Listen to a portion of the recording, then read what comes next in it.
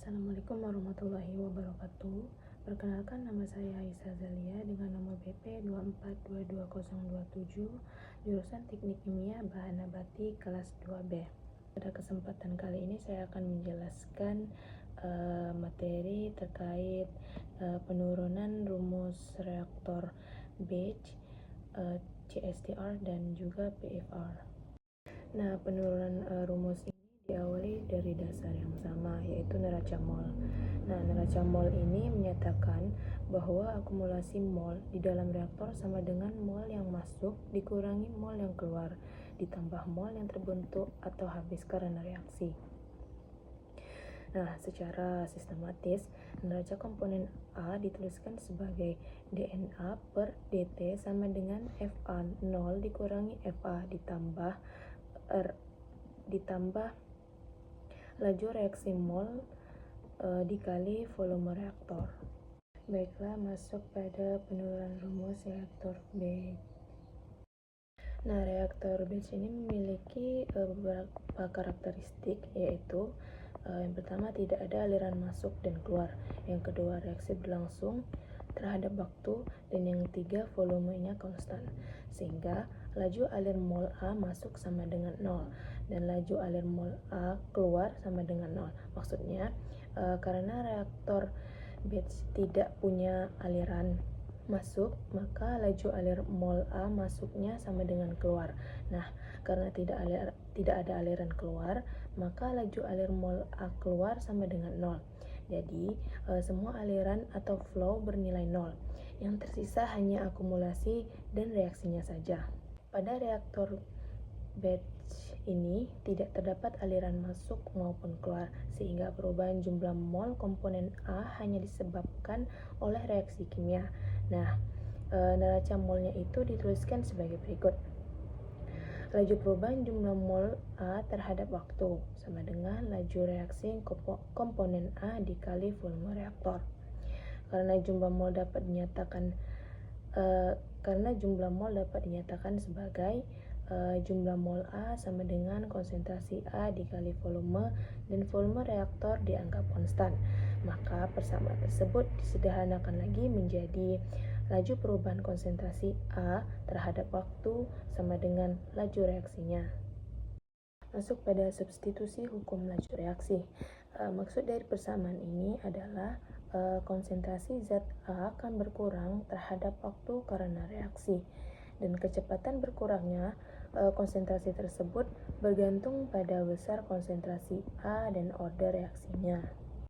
Nah, dengan memasukkan hukum laju reaksi tadi, kita memperoleh persamaan desain reaktor batch, yaitu integral dari konsentrasi A awal sampai konsentrasi A dari perubahan kecil konsentrasi A per laju reaksi A yang bernilai negatif, sama dengan integral waktu dari 0 sampai T. Nah, persamaan ini tuh digunakan untuk menentukan waktu reaksi, menentukan konversi yang tercapai, membandingkan pengaruh order reaksi, dan juga dasar panjangan reaktor batch di dalam industri.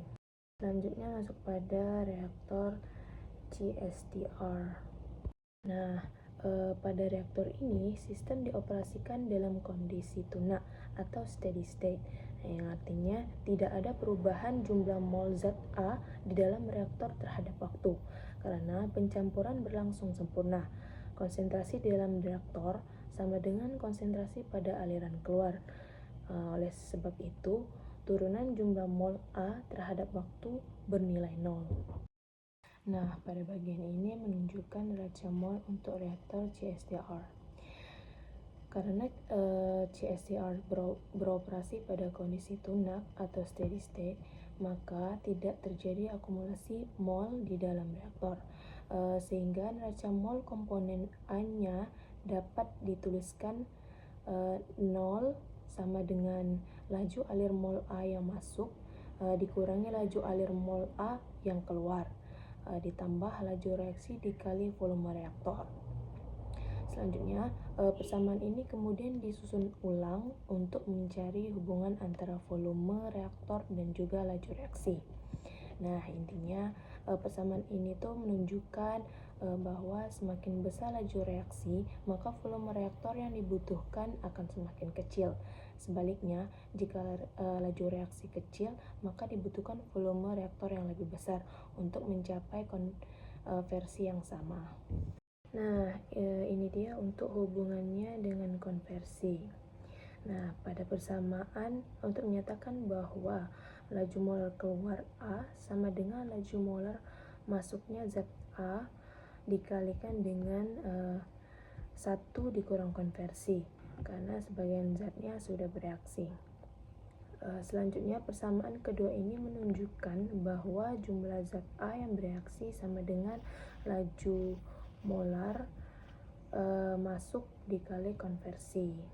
Nah, dari persamaan tersebut kita dapatkan rumus volume reaktor CSTR-nya, yaitu volume reaktor dihitung dari laju zat yang bereaksi dibagi laju reaksi atau dalam kondisi keluar reaktor. Rumus ini tuh sangat berguna untuk menentukan volume reaktor CSTR yang diperlukan agar konversi X tercapai. Baiklah, yang terakhir ada penurunan rumus pada reaktor PFR. Nah, karakteristik dari reaktor ini adalah aliran seperti plug atau tidak tercampur aksial. Konsentrasi berubah sepanjang reaktor dan dianalisis secara diferensial. Nah, pada bagian ini dapat kita lihat mengenai konsep hukum mol untuk elemen kecil dalam larutan. Pertama, pada persamaan, perubahan kecil jumlah mol A sama dengan koefisien reaksi A dikali perubahan volume kecilnya, yang artinya perubahan jumlah mol dalam sebuah elemen kecil volume berbanding lurus dengan koefisien reaksi dan volume kecil tersebut. Lanjut, untuk persamaan keduanya yaitu perubahan kecil jumlah mol A sama dengan negatif jumlah mol awal A dikali perubahan fraksi molnya. Nah, ini menunjukkan bahwa perubahan jumlah mol juga bisa dinyatakan sebagai pengurangan dari jumlah mol awal dikali perubahan fraksi mol. Nah, dengan menggabungkan kedua rumus ini, kita memperoleh hubungan berikut, yaitu negatif FA0 dikali dx sama dengan tau sub A dikali dV, atau hubungan antara perubahan volume dan perubahan fraksi mol melalui koefisien reaksi. Nah, dari sini kita bisa mengekspresikan rasio perubahan volume terhadap perubahan fraksi mol sebagai rasio perubahan volume terhadap perubahan fraksi mol sama dengan FA0 dibagi negatif tau sub A. Terakhir, masuk pada persamaan dasar reaktor PVR. Nah, pada rumus ini itu menunjukkan bahwa hubungan antara volume reaktor dengan distribusi reaksi dalam reaktor tipe plug flow reaktor atau PVR. Nah, rumusnya adalah volume reaktor sama dengan integral dari 0 sampai N dari FA0 dibagi negatif tau A dikali dx. Nah, fungsi utama dari rumus ini tuh adalah digunakan untuk menentukan volume atau panjang dari reaktor PFR yang diperlukan untuk mencari tingkat konversi tertentu. Juga untuk mengintegrasikan hubungan antara aliran mol, reaksi, dan distribusi fraksi mol dalam reaktor. Baiklah, masuk pada contoh soal. Nah, pada saat ini kita akan membahas contoh soal 1 yaitu penentuan ukuran reaktor alir pipa atau PFR. Nah, soalnya itu adalah reaksi isomerisasi fase cair list 2 butena bereaksi jadi trans 2 butena dimodelkan sebagai reaksi A menjadi B. Nah, reaksi mengikuti kinetika orde 1 dengan persamaan laju min RA sama dengan KCA. Reaksi ini berlangsung dalam reaktor alir pipa atau PFR dengan laju alir volumetrik konstan atau V sama dengan V0. Nah, diketahui dari soal ini adalah K sama dengan 0,23 menit pangkat minus 1. V0-nya itu sama dengan 10 dm pangkat 3 per menit, dan CA-nya itu sama dengan 1 per 10 CAO. Pertanyaan itu adalah tentukan volume reaktor yang diperlukan agar konsentrasi keluar A menjadi 10% dari konsentrasi masuk. Nah, penyelesaiannya adalah untuk PFR fase cair dengan laju air konstan, persamaan desain reaktornya adalah V sama dengan V0 per K. Dilearnkan menjadi CAO per CA. Nah, konsentrasinya tadi kan 10%. Jadi CAO sama dengan 10 per 100 sama dengan 0,1 CAO. Nah, CAO per CA sama dengan CAO dibagi 0,1 CAO sama dengan 1 dibagi 0,1, itu hasilnya 10. Nah, dari itu kita masukkan ke rumus. V sama dengan 10 dm pangkat 3 per menit dibagi 0,23 menit pangkat minus 1, kita lakukan jadi CAO dibagi 0,1 CAO sama dengan 10 desimeter pangkat 3 per 0,23. Di learn 10 sama dengan 100 desimeter pangkat 3. dm3 ini kita ubah menjadi m pangkat 3 dengan dibagi 100, hasilnya itu 0,1 m pangkat 3. Nah, jadi volume PFR yang dibutuhkan adalah 0,1 m pangkat 3. Nah, selanjutnya kita akan bahas contoh soal 2.1 mengenai perhitungan konsentrasi dan laju air mol umpan gas. Nah, soalnya adalah gas A murni masuk ke reaktor pada tekanan 830 kPa dan temperatur 500 Kelvin dengan laju alir volumetrik 2 dm pangkat 3 per S. Nah, tentukan yang pertama itu konsentrasi awal A-nya, yang kedua itu laju alir mol masuk A-nya. Nah, biasanya adalah untuk gas ideal berlaku itu CAO sama dengan PAO dibagi RTO. Nah, jadinya YAO dikali PO dibagi RTO. Nah, yang diketahui pada soal itu adalah PO-nya itu sama dengan 8,30 kPa, YA-nya itu 1,0, TAO-nya itu 500 Kelvin, dan R-nya itu sudah diketahui yaitu 8,314 dm pangkat 3. Nah, untuk penyelesaian yang pertama yaitu konsentrasi awal adalah CAO sama dengan 1 dikali 830 kPa dibagi 8,314 dm pangkat 3 dikali 500 Kelvin. Nah, hasilnya itu sama dengan 0,20 mol per dm pangkat 3. Nah, untuk menjawab pertanyaan nomor 2 yaitu laju alir mol masuk pada A. Nah, rumus yang digunakan itu adalah FAO sama dengan CAO dikali V0. Nah, kita masukkan 0,2 mol per dm pangkat 3 dikali 2 dm pangkat 3 per second. Nah, hasilnya itu 0,4 mol per second. Selanjutnya untuk soal 2.2 yaitu penentuan volume CSTR. Nah, soalnya itu reaksi A menjadi B dilakukan dalam continuous stirred tank reactor atau CSTR, yang mana diketahui FA0 nya itu sama dengan 0,40 mol per S. Nah, konversi yang diinginkan atau X itu sama dengan 0,80.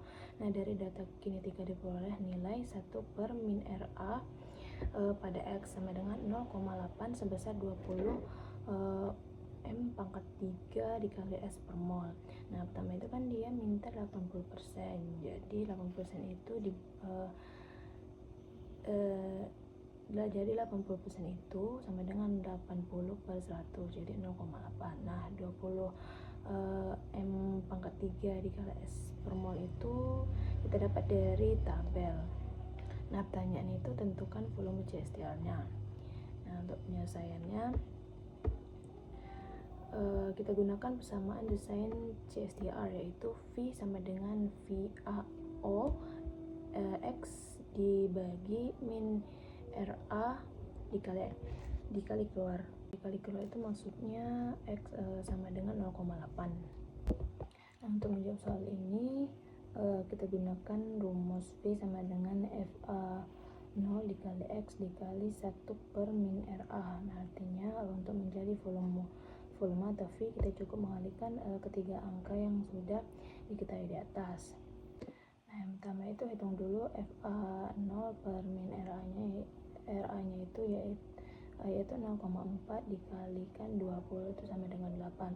Lalu dikalikan dengan konversi X yaitu 8 dikali 0,8 sama dengan 6,4 meter pangkat 3. Nah kalau ingin diubah ke satuan liter atau supaya lebih terbayangkan besarnya itu tinggal dikalikan saja 1. Jadi tangki yang dibutuhkan itu berukuran 64 liter.